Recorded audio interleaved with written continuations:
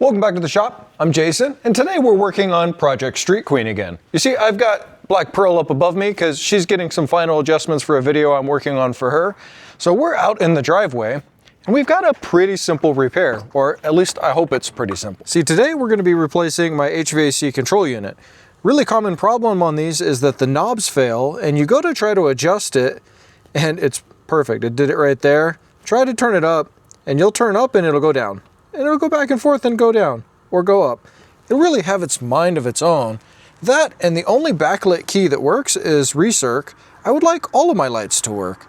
So what we're going to do is we're going to start by pulling the bezel out and then the two screws on the back of this unit. To get our bezel off, we're going to have to put it all the way down into first. That way we can pull all the way out. We start in the corner and just pop it out around. Loose because of how many times we've done this. Yeah, we've done it a couple of times. Tilt your steering wheel down.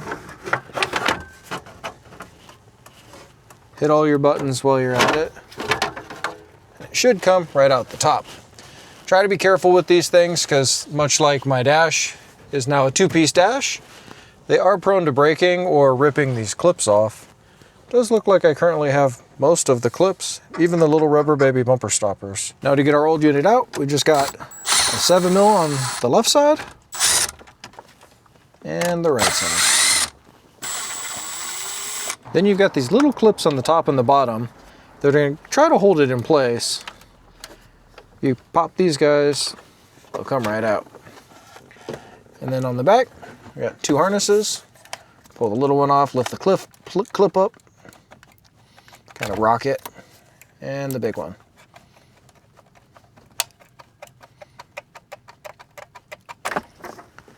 All right, now, a bunch of things in the back of my dash. I wonder what these little caps are stuck back here.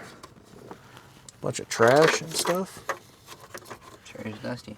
Yeah, I'm gonna clean that up and maybe I'll rewrap this harness a little bit because I'm super picky that way.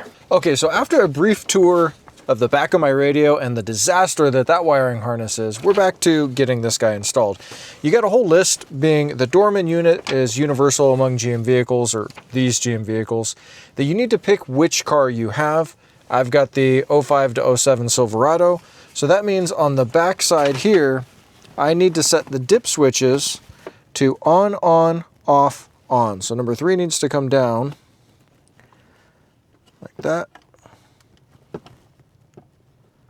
So on, off, on. And that should set it for my vehicle. And then on the back of your instructions, it says once the dip switches are in, plug it in, start the vehicle and let it run. The first 30 seconds or so, it's going to be doing its own initialization, and then it needs to initialize to the actuators in the vehicle. While it's doing that, one of your lights is going to be flashing. You can look to see which one for you, and for me, I'm looking for front defrost B or front defrost to be flashing. When it's done, that will confirm that we're all set up.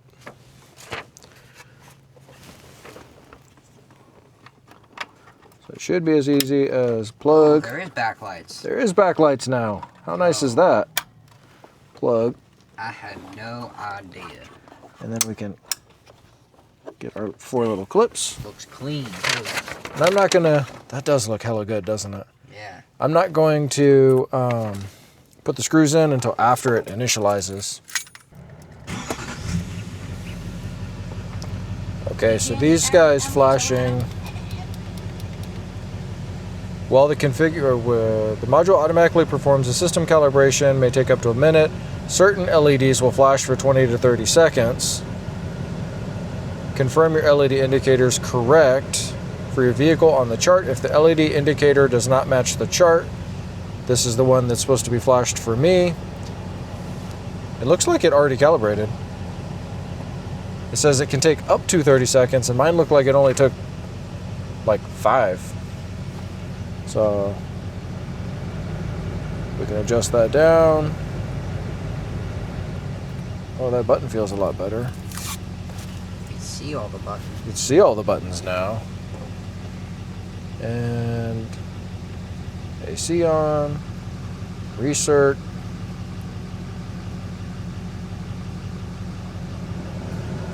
All right. I guess we can put our screws in and finish up.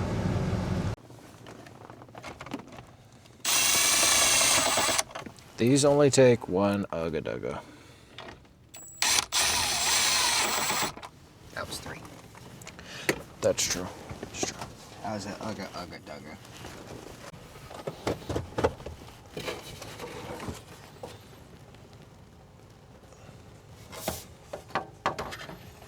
Squeeze this in the back.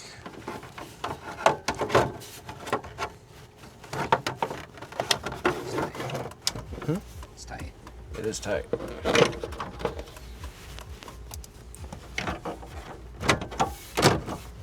once it all lines up,